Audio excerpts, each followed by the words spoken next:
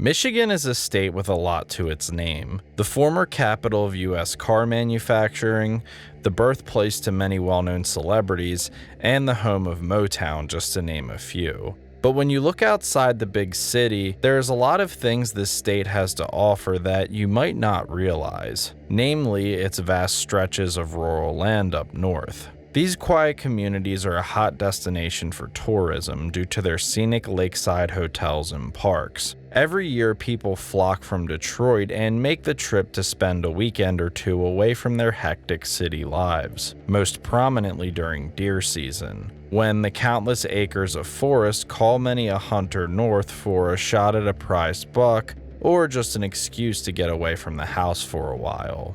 Two men who were drawn to this call were a duo of 27-year-old best friends named David Tyll and Braun Ognjan. Mr. Tyll and Mr. Ognjan had grown up together on Detroit's east side and were pretty much inseparable their whole lives. David was a machinist who lived in the suburb of Troy, and Braun was a telecommunication mechanic who lived in St. Clair Shores. They were, by all accounts, your typical blue-collar guys from Detroit. They worked hard to always keep their bills paid and would often unwind at a local bar after work with a couple of beers and a game of pool. Apart from smoking a little bit of weed on occasion, neither one had ever done anything to run afoul of the law, and seemed to be living your typical American middle-class life. On November 22, 1985, the pair was preparing to leave for a weekend hunting trip. The plan was to meet David's father, one of his brothers, and a couple of their friends at the family cabin near White Cloud, Michigan. They had planned to leave the weekend before, which was the official start of deer season, but plans had gotten in the way. Now, truth be told, neither Mr. Tyll nor Mr. Ognjan fancied themselves much of an outdoorsman. Despite having gone hunting multiple times in his life and his family even owning a cabin in one of the state's most fertile hunting grounds, David had never even shot a deer before. For him, the main attraction of hunting season was getting a chance for some peace and quiet, away from the city enjoying some beers with his friends. Braun was even less of a hunter than David. In fact, he confessed to his girlfriend Janice that he often saw deer pass by him while sitting in his stand and would just let them go on their way. Much like his best friend, Mr. Ognjan's reasons for heading up north every year had more to do with socializing and peace of mind than it did finding a trophy or meat to bring home. That Friday afternoon, David took the day off work and went to a local McDonald's for lunch with his wife Denise. They stopped at a nearby store on the way home so Mr. Tyll could cash his paycheck, then dropped her off, said his goodbyes, and told her he would see her at the end of the weekend. Unbeknownst to Denise, this is the last time she would ever see her husband again. David made his way over to Braun's house, who was still sound asleep from working overtime at his late-night shift for Michigan Bell. Braun's enthusiasm for the trip had kind of faded in the last week, and he was considering backing out. The prospect of spending the weekend with Mr. Tyll's younger brother and his friends made the idea of the trip even less exciting. Again, neither David nor Braun were what you would describe as the gruffy outdoor type, and the thought of spending a weekend in a cabin with a bunch of loud drunk men who were constantly farting and cackling at their own terrible jokes was about as far from appealing as it got for both of them. However, for Mr. Ognjan, a self-described neat freak who was mainly looking forward to the relaxation the trip would provide, this was almost a deal breaker. Braun's girlfriend Janice said the two discussed possibly heading somewhere else, either to a cabin owned by Mr. Ognjan's parents on Higgins Lake, or to see an old friend they knew from high school living near the small town of Mayo. She said the two were still modifying their plans as they loaded up David's 1980 Ford Bronco with all their hunting gear and extra clothing for the weekend. When they were done, Braun kissed her goodbye and told her that he would see her when he got back Sunday night. Tragically, this was not a promise he would be able to keep. On their way out of town, David stopped to call his brother Matt, who was also preparing to leave. He told him that the two may not arrive until Saturday, and not to bother waiting up on them for their Friday evening plans. So when Friday night rolled around and the two hadn't shown up to the cabin, nobody thought anything was out of the ordinary. On Saturday, there was again no sign from the two men, and by Sunday, Matt and his father became convinced that David and Brian had simply changed their mind and decided to go somewhere else. Matt returned home and early Sunday night received a panic phone call from his sister-in-law Denise. His brother David still hadn't returned home. This was highly unusual for Mr. Tyll. He was a punctual person normally, but especially so when it came to his wife, often calling to let her know even if he was going to be a few minutes late. So with the weekend almost over and David due back to work first thing Monday morning, the fact he hadn't called to update Denise on his whereabouts was alarming. Matt managed to calm his brother's anxious wife down for a time, and told her to give him a call back later that night if David still hadn't come home. Likewise, Brian's girlfriend Janice was also becoming concerned. She hadn't heard from him since he'd left Friday afternoon, and much like his best friend, Brian was always on time when he said he'd be. As 1 a.m. rolled around, neither man had returned, and both women were now in a full-blown panic. Denise called the state police to see if there was a report of any accidents involving a Ford Bronco, which there hadn't been. Unable to sleep, she spent the next morning at work calling around to Mr. Tyll's friends and family, hoping someone could fill her in on what happened. By lunchtime, when she still hadn't heard from her husband, she left work early to go file a missing persons report with the local police. Janice likewise tried filing a missing persons report that same day, but was denied her request since she wasn't one of Brian's family members. They had no way of knowing at the time, but both women would be waiting almost 20 years to find out what happened to David Tyll and Brian Ognjan. For the next several weeks, loved ones searched tirelessly for any signs of David and Brian, driving across Michigan and stopping to hang posters at any place they thought the duo might have gone. They even paid a pilot to fly them around a well-known dam to see if maybe David's Bronco had veered off the road and into the water. Unfortunately, this yielded no results.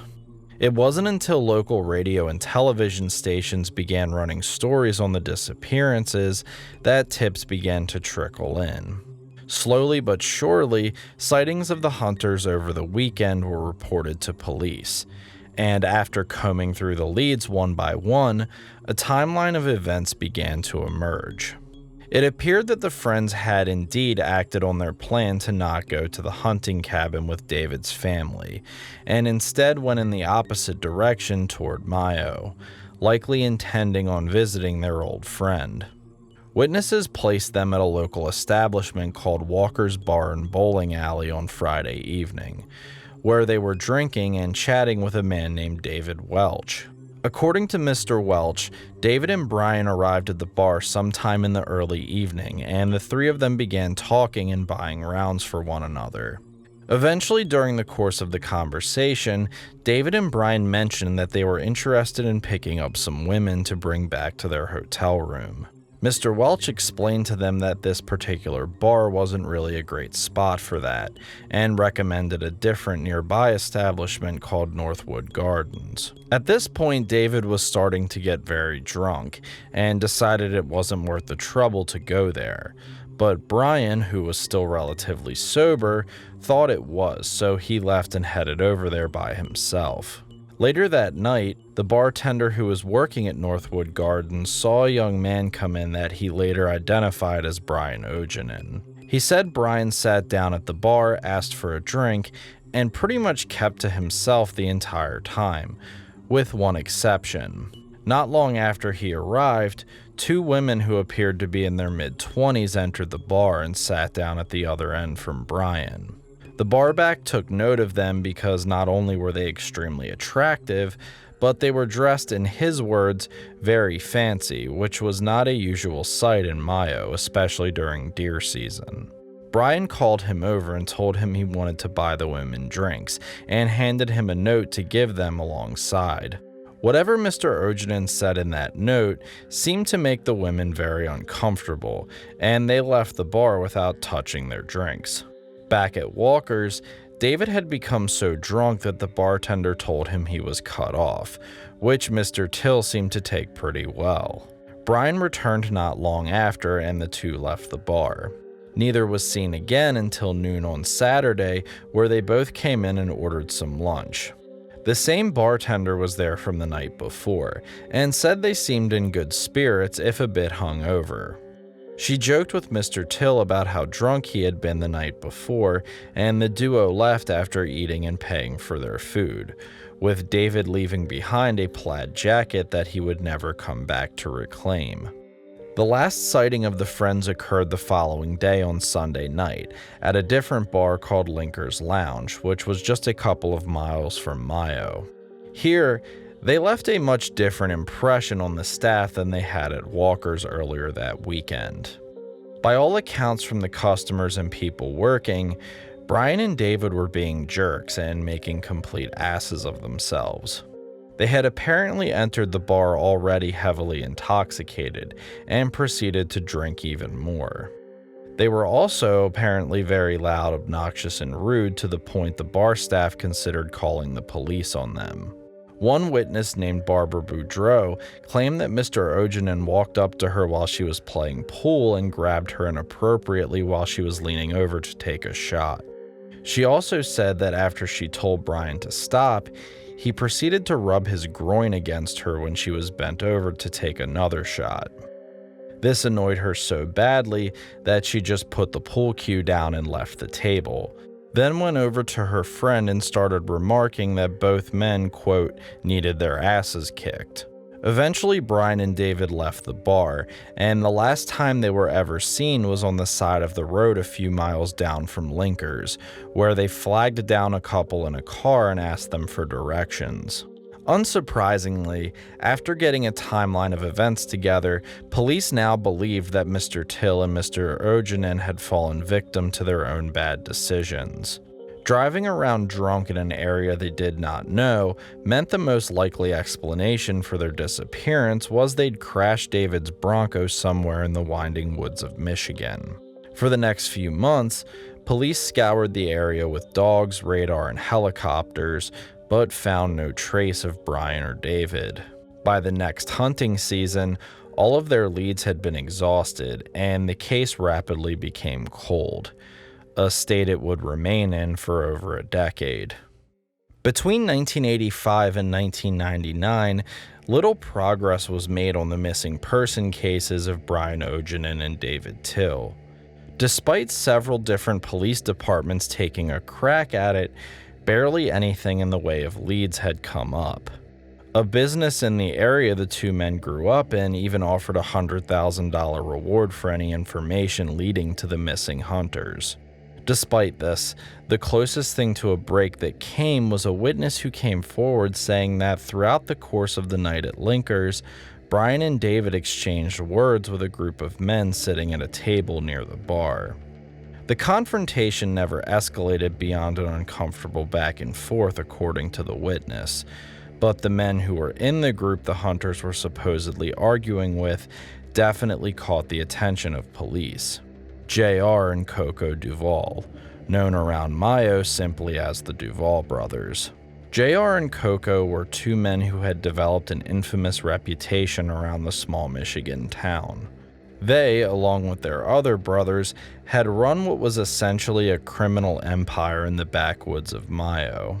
They were known for selling drugs, illegal firearms, and stolen car parts. The two brothers were also notoriously violent, and had often been spotted getting into bar fights or committing assaults on people they didn't like. A specifically grisly story about them took place one day when they were hosting a barbecue for their friends and had run out of meat.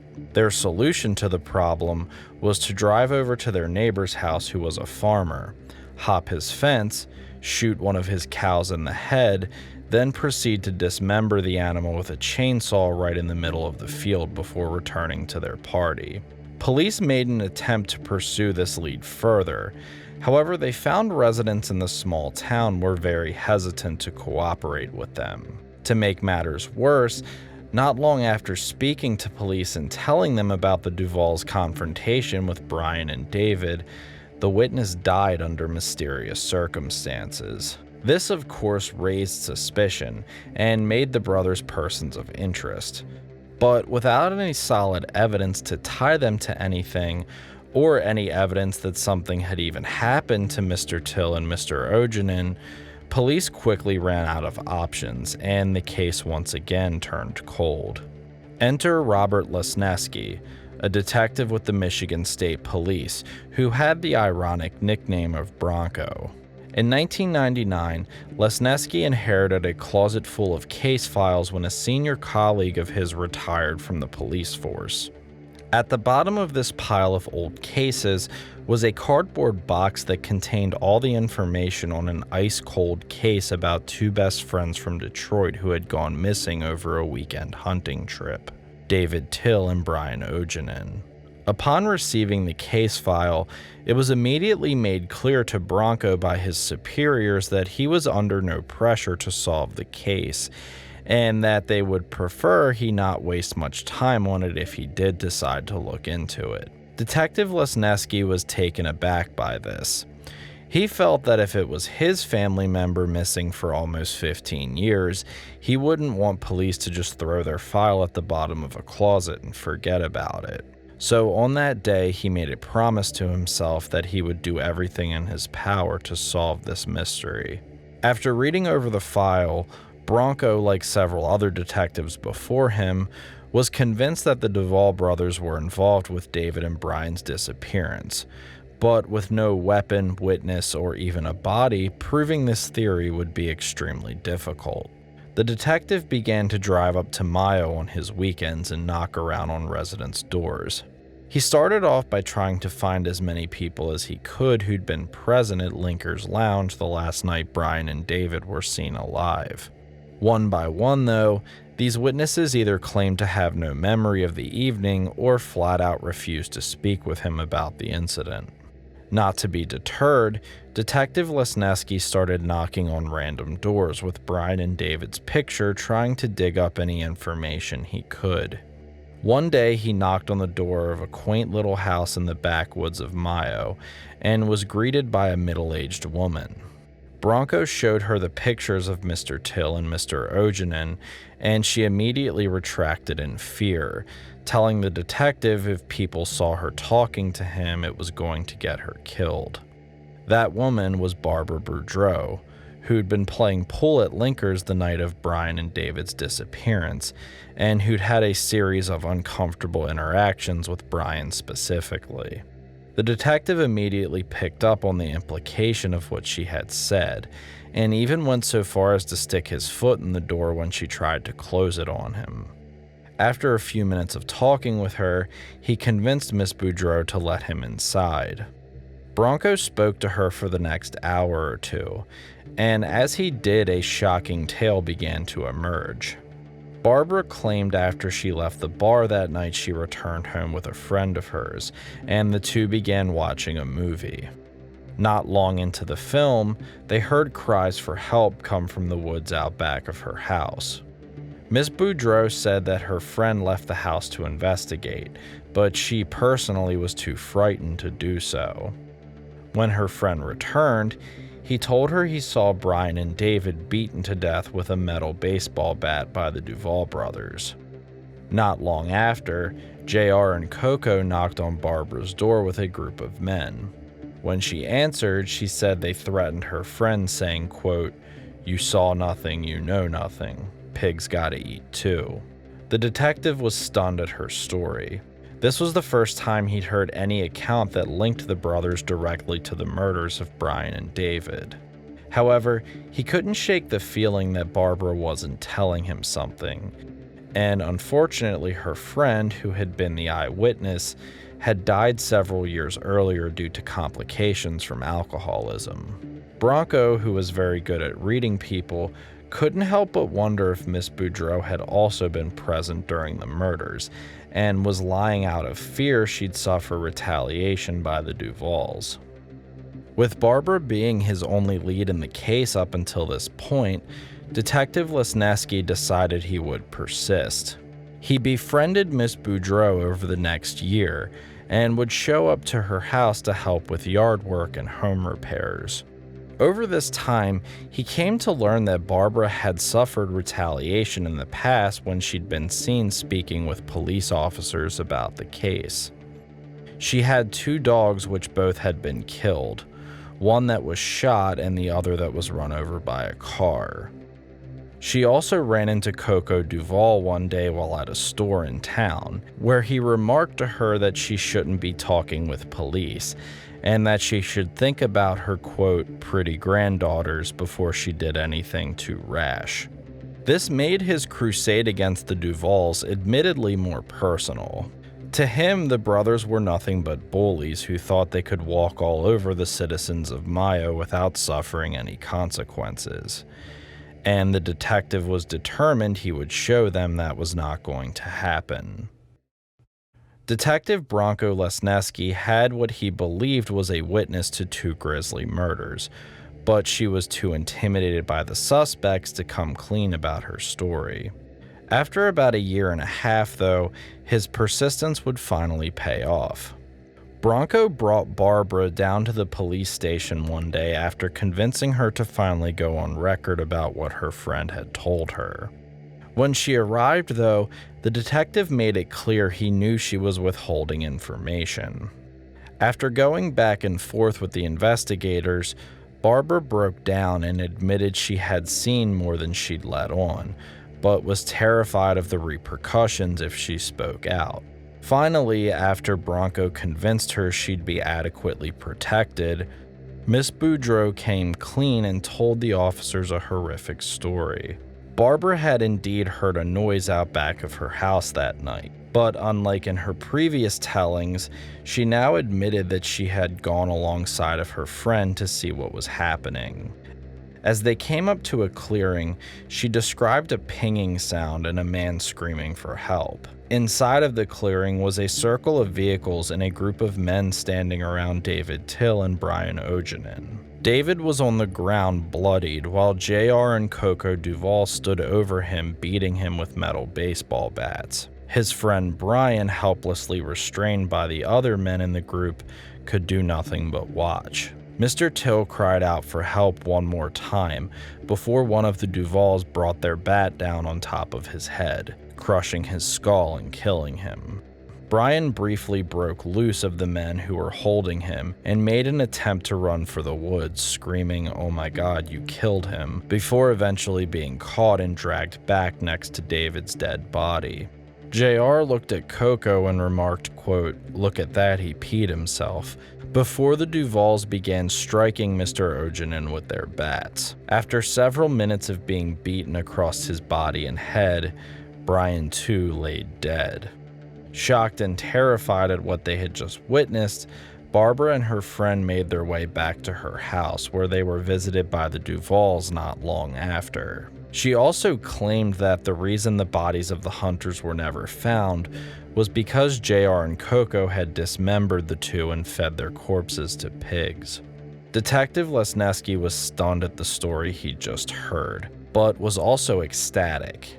He now had what he'd been trying to get for the last 2 years, an eyewitness to the murders of David Tyll and Brian Ognjan. He immediately got Barbara's statement on record, and soon after, JR and Coco Duvall were both arrested and charged with first-degree murder. However, proving in a court of law that the brothers were killers was something the veteran investigator knew would be difficult.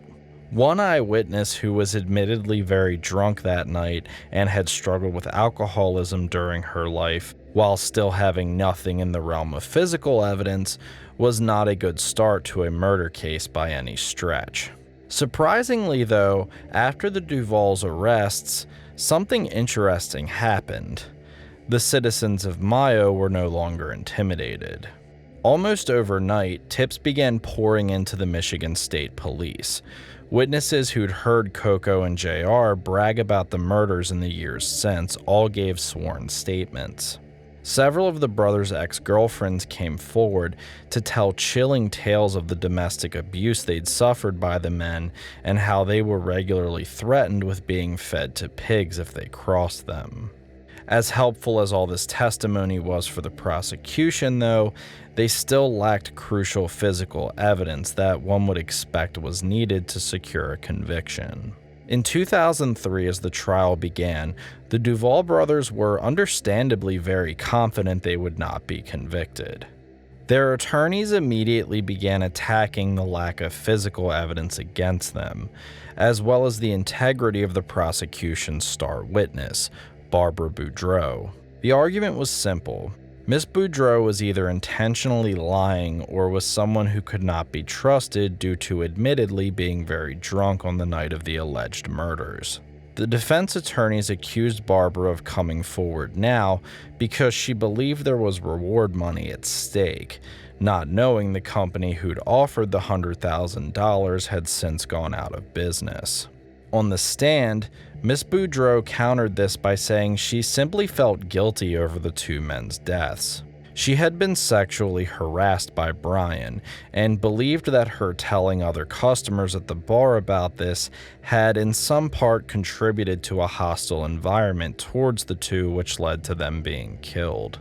Now, to be 100% clear, Barbara had every reason to be angry at what Mr. Ognjan had done to her, and the two friends' behavior was doing more than enough to make enemies for them. But it's also important to recognize the Duvall brothers were not some benevolent group of men protecting the locals from the mean guys from Detroit. JR and Coco had, by all accounts, caused as much pain and suffering to the citizens of Mayo as anyone. Brian and David's behavior that night was completely unacceptable, and they deserved to be punished for their actions, but they didn't deserve to be killed for them.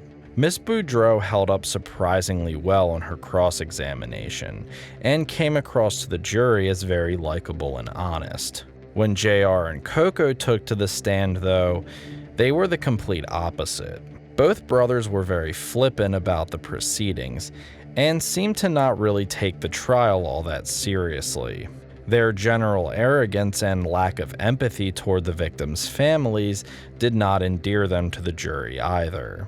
Further hurting the Duvalls was the fact that so many other witnesses who had no motivation to lie came forward saying the two had regularly bragged about killing Brian and David and feeding them to their pigs.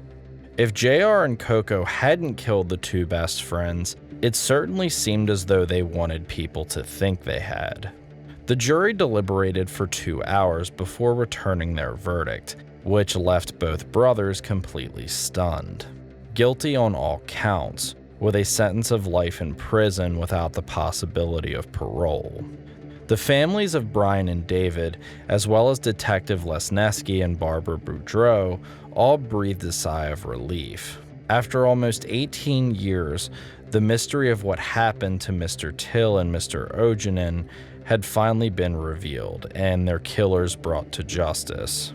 Around Mayo, there was little sympathy to be had for JR and Coco, two men who had terrorized the small town for the better part of 20 years. However, some of their close family and friends argued that the convictions were unjust given the lack of physical evidence and the case hinging almost entirely on the word of one eyewitness. And I do have to admit, researching this story, I did find the convictions a bit surprising. This is probably the least amount of evidence I've personally seen result in a guilty verdict. And while I do think Barbara is being honest with her story, I can't help but think that had the Duvalls simply kept their mouths shut in the years after the killing, it's unlikely her words alone would have resulted in a conviction. Both JR and Coco filed appeals after the trial, all of which resulted in their convictions being upheld. Their last appeal was filed in 2011, but the court refused to hear the case, and barring a bombshell of evidence coming out of left field, it appears both men will spend the rest of their life in prison. If you are interested in true crime, criminal justice history, and mysterious stories from around the world, consider subscribing. We post new videos every other Wednesday, so be sure to also click on that notification bell so you can be updated the second a new video is posted. This is Crime Spot, and thank you for watching.